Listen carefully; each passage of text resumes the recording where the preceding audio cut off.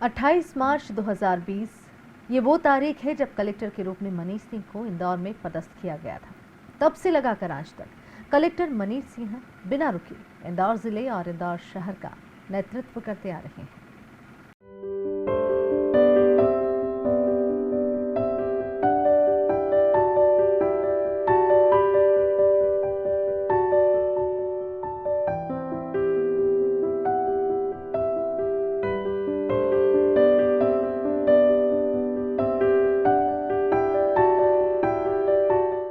मनीष सिंह, जी हां, इंदौर के कलेक्टर। लगभग 2 वर्ष पूर्व मनीष सिंह ने बतौर कलेक्टर इंदौर की कमान संभाली थी। यह वो वक्त था जब पूरा विश्व कोरोना महामारी से जूझ रहा था। मध्य प्रदेश की आर्थिक राजधानी कहे जाने वाला इंदौर भी कोरोना के आगोश में आ चुका था। ऐसे में मुख्यमंत्री शिवराज सिंह चौहान ने इंदौर नगर निगम की कमान संभाल चुके वर्ष 2009 के भारतीय प्रशासनिक सेवा के अधिकारी मनीष सिंह को इंदौर कलेक्टर की महत्वपूर्ण जिम्मेदारी सौंपी। लॉकडाउन का समय, कोरोना का डर और पूरे शहर सहित जिले को इससे बचाना, ये वो तमाम चुनौतियां थी जो सभी के लिए नई थी। इन चुनौतियों से निपटने के लिए कलेक्टर मनीष सिंह ने कई कदम उठाए। अपने कुशल प्रशासनिक कौशल और निगम कमिश्नर रहने के दौरान स्थापित किए गए आयामों का बेहतर इस्तेमाल करते हुए उन्होंने इस शहर को कोरोना महामारी से बचाने का प्रयास किया। कोरोना की पहली लहर में जब शहर लॉकडाउन था, तब सभी को रोजमर्रा की आवश्यक वस्तुओं की आपूर्ति करना, कोरोना संक्रमित मरीजों के लिए उपचार उपलब्ध कराना, कोरोना के उपचार में लगने वाली दवाओं सहित अन्य वस्तुओं को उपलब्ध कराना, ये तमाम ऐसे काम थे जो जिले के मुखिया होने के नाते जुटाना कलेक्टर मनीष सिंह के लिए एक बड़ी चुनौती था। कलेक्टर मनीष सिंह ने इन सभी चुनौतियों का निडरता के साथ मुकाबला किया और एक कुशल कप्तान की भूमिका को निभाते हुए अन्य विभागों के साथ समन्वय बनाकर कोविड संक्रमण को नियंत्रित किया। कोरोना की पहली लहर की रफ्तार कम हो रही थी। शहर को धीरे धीरे सामान्य भी किया जाने लगा, लेकिन फिर कोरोना की दूसरी लहर ने एक बार फिर बड़ी चुनौती लाकर खड़ी कर दी। इन चुनौतियों के सामने कलेक्टर मनीष सिंह एक बार फिर चट्टान की तरह खड़े हो गए। फिर चाहे वो रेमडेसिविर इंजेक्शन की बात हो या ऑक्सीजन की उपलब्धता, इसे लेकर कलेक्टर मनीष सिंह ने एक बार फिर अपनी प्रशासनिक दक्षता का परिचय दिया।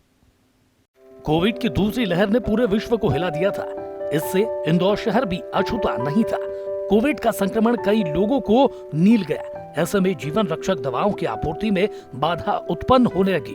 आपदा को अवसर बनाने वाले मुनाफाखोरों ने रेमडेसिविर इंजेक्शन को लेकर तो जमकर कालाबाजारी की, तो वहीं ऑक्सीजन की आपूर्ति भी सबसे बड़ी चुनौती रही। इन तमाम चुनौतियों से निपटने के लिए कलेक्टर मनीष सिंह फिर से सुपर एक्शन मोड में आए। इंजेक्शन की कालाबाजारी करने वालों को सलाखों के पीछे भेजा, तो दूसरी ओर ऑक्सीजन की आपूर्ति के लिए एड़ी चोटी का जोर लगाया। ऑक्सीजन प्लांट बनाए। कलेक्टर मनीष सिंह की प्रशासनिक क्षमता का ही परिणाम था कि उन्होंने कुशल रणनीतिक कौशल से इन चुनौतियों का भी सामना किया और व्यवस्थाओं को बेहतर किया। इतना ही नहीं, मरीजों की संख्या को बढ़ता देख राधा स्वामी सत्संग में कोविड केयर सेंटर भी बनाया, जो कि एक नया कीर्तिमान और आयाम स्थापित कर गया। कोविड के नियंत्रण को लेकर जब वैक्सीनेशन का कार्य प्रारंभ हुआ, तो उसमें भी कलेक्टर मनीष सिंह की नेतृत्व क्षमता साफ तौर पर दिखाई दी। यही वजह रही कि इंदौर ने वैक्सीनेशन में भी नंबर 1 का तमगा हासिल किया। कोविड की सुरक्षा के लिए जब भारत सरकार ने वैक्सीनेशन का कार्य प्रारंभ किया, तो उसमें भी प्रत्येक जिले को वैक्सीनेशन का लक्ष्य दिया गया था। शुरुआत में हेल्थ वर्कर, फ्रंटलाइन वर्कर का वैक्सीनेशन हुआ। बाद में जैसे जैसे इसका दायरा बढ़ता गया, वैसे वैसे इंदौर ने वैक्सीनेशन में भी कमाल का कार्य किया। कलेक्टर मनीष सिंह की प्रशासनिक कुशलता ही रही कि उनके नेतृत्व में ही इंदौर ने वैक्सीनेशन के लक्ष्य को हासिल करते हुए नंबर 1 का तमगा हासिल किया। कोविड की चुनौतियां धीरे धीरे खत्म होने लगी थी कि शहर को भी सामान्य करना एक बड़ी चुनौती थी। वहीं प्रदेश सरकार के मुखिया की भी मंशा यही थी कि अब स्थितियां सामान्य हों।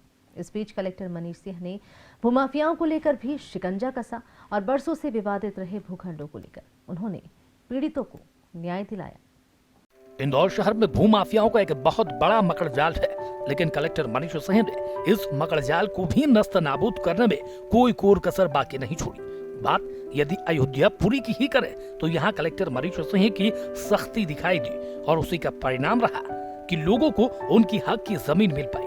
अपनी गाड़ी कमाई से जमा किए पैसों से कई लोगों ने जमीन का एक छोटा टुकड़ा लिया था, लेकिन भूमाफियाओं के कुचक्र में ये पीड़ित ऐसे फंसे कि इन्हें इनकी जमीन से वंचित ही होना पड़ा। लेकिन कहते हैं कि जब आपके इरादे नेक हो तो इन कुचक्रों को भी तोड़ा जा सकता है, और परिणाम भी कुछ ऐसा ही हुआ।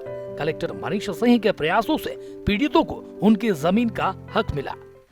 देश में लगातार 5 बार स्वच्छता में नंबर 1 का जो तमगा इंदौर को हासिल हुआ है, उसका श्रेय कहीं न कहीं मनीष सिंह को ही दिया जा सकता है। दरअसल निगम आयुक्त रहते उन्होंने जो मॉडल सेट किया था, उसी का परिणाम रहा कि ये शहर स्वच्छता का पंच लगाने में कामयाब रहा। इतना ही नहीं, देश के प्रधानमंत्री नरेंद्र मोदी ने एशिया के सबसे बड़े बायो सीएनजी प्लांट का जब शुभारंभ किया तो इंदौर के नाम एक और उपलब्धि दर्ज हो गई। इंदौर में बने एशिया के सबसे बड़े बायो सीएनजी प्लांट का लोकार्पण प्रधानमंत्री नरेंद्र मोदी ने किया। प्रधानमंत्री मोदी इस कार्यक्रम से वर्चुअली जुड़े। अपने संबोधन में प्रधानमंत्री नरेंद्र मोदी ने इंदौर की प्रशंसा करते हुए इस प्लांट का लोकार्पण किया। इंदौर यानी स्वच्छता में टॉपर शहर, ये इंदौर के लोगों की साझा उपलब्धि है। माननीय प्रधानमंत्री श्री नरेंद्र मोदी जी की वेस्ट टू वेल्थ की अवधारणा पर लगातार 5वीं बार भारत के सबसे स्वच्छ शहर का सम्मान प्राप्त करने वाला इंदौर शहर अपने सॉलिड वेस्ट मैनेजमेंट के सस्टेनेबल मॉडल में एक और अभिनव प्रकल्प जोड़ने जा रहा है। इसके अंतर्गत 550 टन प्रतिदिन क्षमता वाले गोबरधन संयंत्र की स्थापना की गई है। इंदौर में 100% सेग्रीगेटेड 6 प्रकार के कचरे को संग्रहित कर घरों, व्यापारिक प्रतिष्ठानों, उद्योगों, उद्यानों, चिकित्सा संस्थानों, मांसाहार दुकानों से पृथक पृथक वाहनों द्वारा गार्बेज ट्रांसफर स्टेशन पर ले जाकर गीले कचरे को हुक लोडर के माध्यम से सीएनजी प्लांट पर पहुंचाया जाएगा। प्रधानमंत्री जी का सपना देखिए, कितना बड़ा परिवर्तन हुआ है हिंदुस्तान में। एक व्यक्ति अगर ठान ले तो पूरे देश की सोच बदल जाती है। सीएनजी प्लांट पर सबसे पहले गीले कचरे को प्री ट्रीटमेंट व स्क्रीनिंग कर हैमर मिल में भेजा जाएगा और कचरे को स्लरी में बदला जाएगा। हैमर मिल से निकले रिजेक्ट को कंपोस्ट प्लांट पर कंपोस्ट उत्पादन के लिए भेजने के बाद स्लरी को प्री डाइजेशन के बाद मेन डाइजेस्टर में भेजा जाएगा। 20 से 25 दिन के डाइजेशन के बाद बायोगैस प्राप्त होगी। इस बायोगैस को बलून में संग्रहित कर गैस अपग्रेडेशन प्लांट में भेजकर शुद्धिकरण से 95% मीथेन युक्त 17-18 टन बायो सीएनजी प्रतिदिन प्राप्त होगी, जिसका उपयोग 400 सिटी बसों में ईंधन के रूप में किया जाएगा। इस प्रक्रिया में किसानों के उपयोग के लिए प्रतिदिन 100 टन जैविक खाद भी प्राप्त होगी। साथ ही इस प्लांट के संचालन से कार्बन क्रेडिट भी अर्जित होगी। इस ठोस अवशेष रहित प्लांट पर्यावरण हितैषी निपटान, सोलर पैनल एवं हरित गैस के उपयोग से प्रतिवर्ष लगभग 1,30,000 टन कार्बन डाइऑक्साइड के उत्सर्जन में कमी आएगी। इंदौर माननीय प्रधानमंत्री जी के पर्यावरण संरक्षण के संकल्प को आत्मसात कर सर्कुलर इकोनॉमी को मजबूत करने की दिशा में अग्रसर होने जा रहा है। इस प्लांट को गोबरधन प्लांट का नाम दिया गया है। इस प्लांट में गीले कचरे से बायो सीएनजी गैस बनेगी। इस सीएनजी प्लांट में बनने वाली गैस से शहर की 400 बसें चलेगी। इस बायो सीएनजी प्लांट के लगने से इंदौर सालाना 16.5 करोड़ की कमाई करेगा, जहां पर गीले कचरे से रोजाना 550 टन बायो सीएनजी बनेगी। इस बायो सीएनजी प्लांट से पर्यावरण को भी कई तरह से राहत मिलेगी।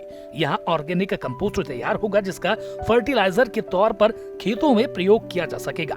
इस तरह इससे कई तरह के फायदे होंगे। इस प्लांट के निर्माण की उपलब्धि में भी कलेक्टर मनीष सिंह के योगदान को नकारा नहीं जा सकता है। ये एक अजब संयोग ही कहा जाएगा कि प्रदेश में मुख्यमंत्री शिवराज सिंह चौहान ने जहां अपनी चौथी पारी के कार्यकाल के 2 वर्ष पूरे किए, तो वहीं इंदौर में बतौर कलेक्टर मनीष सिंह को 2 वर्ष हो चुके हैं। मुख्यमंत्री शिवराज सिंह चौहान को जहां बुलडोजर मामा बुलाया जाने लगा है, तो वहीं कलेक्टर मनीष सिंह भी बुलडोजर चलाने में देरी नहीं करते हैं। प्रदेश के सबसे बड़े महानगर में लॉ एंड ऑर्डर मेंटेन करना भी आसान नहीं है। जैसे जैसे शहर का दायरा बढ़ता जा रहा है, अपराध की चुनौतियां भी वैसे वैसे सामने आ रही हैं। हाल ही में महू के तगडंबर में एक छोटे से विवाद में एक युवक की हत्या हो जाती है। यह घटनाक्रम रात में घटित होता है और सुबह होते ही इस घटना को अंजाम देने वालों के घरों को ढा दिया जाता है। इसे लेकर भी कलेक्टर मनीष सिंह के तीखे तेवर देखने को मिले। एसडीएम ने वहाँ ज़मीनें भी आइडेंटिफाई की हैं जिस प्रकार के ये गुंडा तत्व जो डॉन सरनेम लिखते हैं, इस पे माननीय मुख्यमंत्री जी ने परसों रात में ही वीसी ली थी और बोले थे जितने इस तरह के असामाजिक तत्व हैं, आपराधिक तत्व हैं जो आम जनता के साथ अपराध करते हैं और परेशान करते हैं, इनकी पूरी तरह से इनको नष्ट किया जाए। इनकी आपराधिक गतिविधियों से जो अर्जित राशि से जो भी व्यवसाय कर रहे हैं उसको ख़त्म किया जाए। ज़मीनों की जांच शुरू कर दी है, ज़मीनों का पता चला है अम्बा मोली और तब कई जगह पे उनका, और कुछ कंस्ट्रक्शंस और मालूम पड़े हैं। मेरे ख्याल से आज भी डिमोलिशन के लिए एसडीएम वहाँ के बोल रहे थे, आज भी डिमोलिशन होगा। और पूरी तरह से ये जो लोग आए थे जिन्होंने कि पिकडम्बर में एक हत्या की, एक बेचारे बहुत ही युवा लड़के की बड़ा मतलब बहुत ही दुखद घटना थी वो हुई, और उसमें ऐसी नसीहत दी जाएगी कि ताकि कोई भी आपराधिक तत्व के जो परिवारजन हैं वो भी सुनिश्चित करें कि उनके घर में रहने वाला उनके रिश्तेदार कोई इस प्रकार की गतिविधियों में इन्वॉल्व ना हो। इसमें मैंने ये भी डायरेक्शन दिए हैं कि पूरा परिवार ही ये असामाजिक टाइप का था, अवैध दारू का बिजनेस करना, सट्टा चलाना, उल्टी सीधी हरकतें करना। इसमें अन्य लोग भी जो हैं उन पर भी रासुकाई कार्रवाई की जाए जो बच गए हैं, भले उस घटना में नहीं होंगे पर अगर इसके साथ रहते रहे उन लोग इन अपराधियों के साथ में और उस घटना में नहीं आए, उनके खिलाफ FIR नहीं हो, तो भी उनके खिलाफ जो भी खतरा है वो समाज के लिए रासुकाई कार्रवाई की जाए। वैसे गुंडे बदमाशों पर बुलडोजर चलाना कलेक्टर मनीष सिंह के लिए नया नहीं है। इसके पहले भी वे ऐसे आपराधिक तत्वों के खिलाफ कड़ी कार्रवाई कर चुके हैं। कलेक्टर मनीष सिंह इंदौर के लिए कोई नया नाम नहीं है। एक लंबा अरसा उन्होंने इंदौर में कई प्रशासनिक पदों पर रहकर बिताया है। पिछले 2 वर्षों में जब कोविड के कारण कई धार्मिक और पारंपरिक आयोजन नहीं हुए तो इस बार उन्होंने एक नया कीर्तिमान स्थापित किया। रंग पंचमी पर इंदौर में गैर निकालने की दशकों पुरानी परंपरा उनके प्रयासों से फिर से जीवंत हो उठी।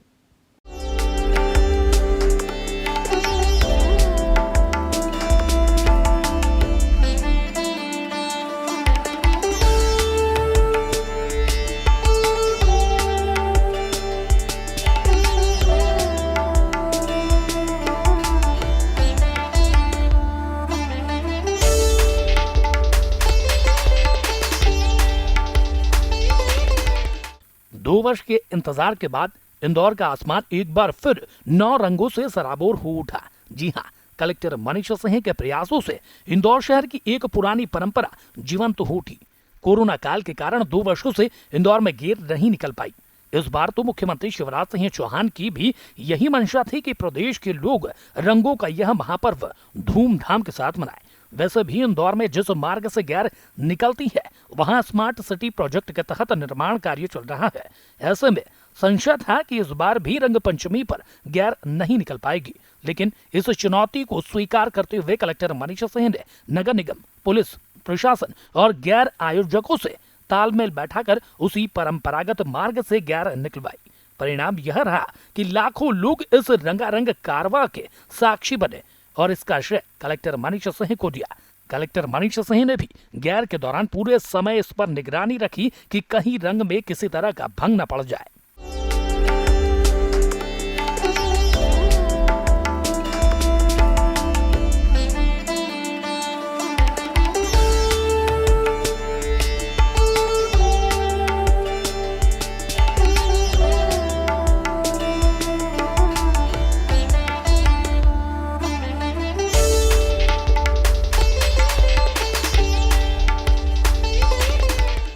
कुल मिलाकर प्रशासनिक दक्षता का पर्याय यदि मनीष सिंह को कहा जाए तो अतिशयोक्ति नहीं होगी।